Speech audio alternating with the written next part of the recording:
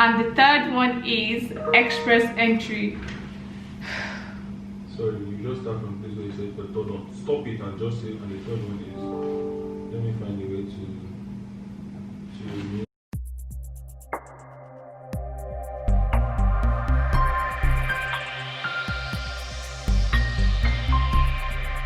Hey guys, welcome back to my channel. So today I'm going to reply a very popular question that I got from my last video, which is how did I migrate from the UK to Canada. But just before I dive into the video, I want to ask you to please subscribe to my channel, and thank you for growing the channel from the last video. Okay, I'm just going to dive into it. So the first one is a work permit visa. Just the way it says work permit visa, you need a job to get this permit. You need the company to give you the offer letter, which is going to be part of your application to apply for that. That one is straightforward, no-brainer. The second one is the visiting travel authorization, which is the ETA. Most of us from Europe, and I think some other countries, they generally don't need a visa to come into Canada normally for up to 6 months.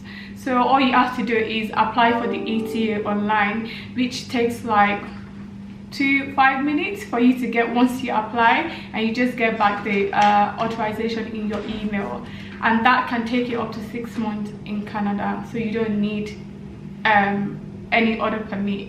So the third one is the express entry, which is very common among Nigerians and Africans in general. So this is a point-based scheme or pathway where they're going to consider your work experience, your educational qualification, and several other things. So you get points for everything they require. For example, if you speak French as well, you get points for that, and they'll evaluate the whole point, and I think they put you in a pool and send you like PQ or something like that. So this one is, for me personally, I think it's very difficult, but moving on, I'll move on to the next one. So the fourth one is the IEC program, which is the International Experience Canada. So this one again is very easy for Europeans, and I think this is actually just applicable to Europeans, I'm not sure, but this is an option where you get a 2 years visa, which permits you to visit Canada just for tourist reasons or whatever. Also, you can use this to work while you're visiting. Remember, the ETA option is just to visit Canada for up to 6 months, but the IEC program gives you 2 years visa, work permit visa, and also allow you to stay in the country for up to 2 years. And the final one is the family class sponsorship, where someone based in Canada, your family member, either your brother or your spouse or your parents, can sponsor you to be in the country permanently. But the person either needs to be a Canadian citizen or have the PR permit to be in the country. So yeah, the first one, I'm just gonna do like a quick summary. I'm looking down, sorry, I'm looking at my notes. So the first one is the work permit visa. The second one is the ETA, which is just a electronic travel authorization that you ask for. That's if your country of resident you don't need a visa normally to come into Canada, you just apply for the ETA. And the third one is express entry. The first one is IEC, and the fifth one is the family class sponsorship. So what did I use to come into Canada? Initially, I started with the IEC because I wanted to see, okay, maybe I'm going to like it and just test it. And the process is very straightforward, so I thought, okay, why not? All you have to do is go to the website, the official website. I'm gonna leave a link down in the description box below, and just apply. I think the application took me like 5 minutes because I remember doing it at work, and they just ask you basic questions and your passport number, I think, and then your name goes into a pool where you then wait for them to pick you for you to go through with the whole process eventually. But two big things about this IC is eventually they're going to ask you to have at least £1,500 in your account before traveling, and also you need to have health insurance for the duration of the period that you're going to be spending in Canada once you've gone through all your process and you got the permit. So I wanted to use this because for me that was quite easy compared to the express entry, for example, where you have to go do the English test and get points and go through all the whole long process. So I started with that, but due to COVID, that was put on hold. So that option was kind of like put to the side because I don't know when they're going to be back on track with that. Actually, nobody knows. I think now it's looking like it's going to be next year. So I end up going with the ETA, which means I applied for the electronic travel authorization. That only takes like 2 minutes. Like if you apply now, in 2 minutes you get the authorization. Like that's it. But and they don't ask you anything more. They just ask you your passport number and name, date of birth.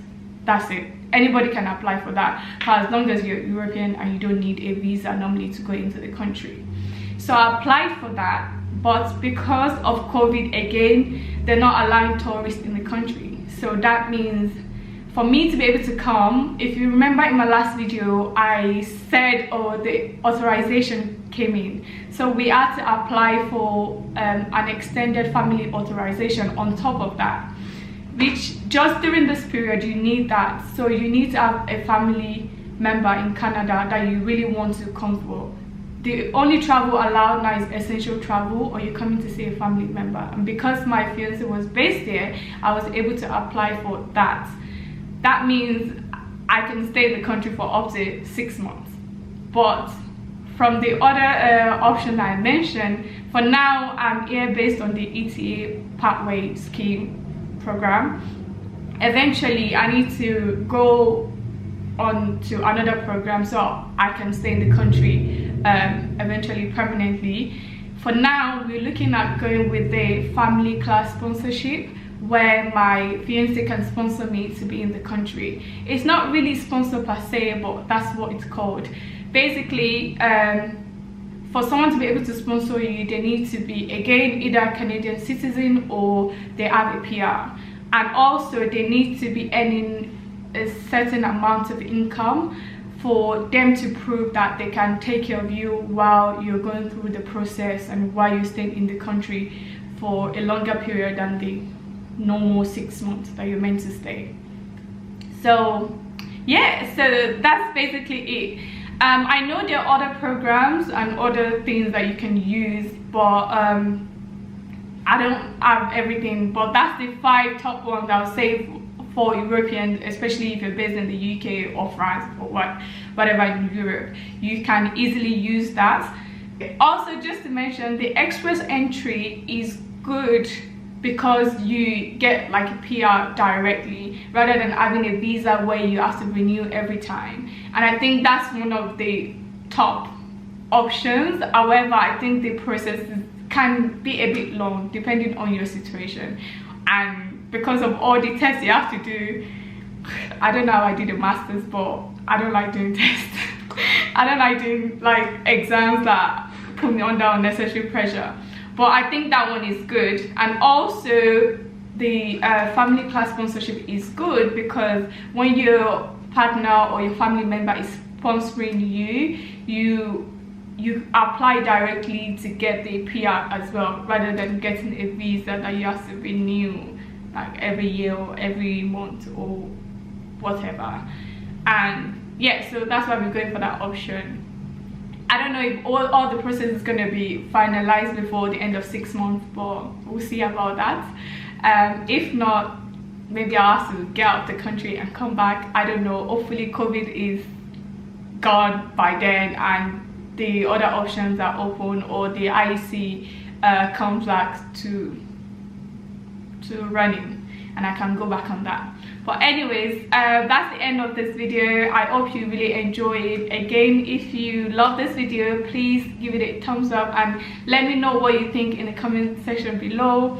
If you have any video suggestion for me, drop it in the comment section. I'm gonna check that as well. Thank you for watching the video, and I'll see you in my next video.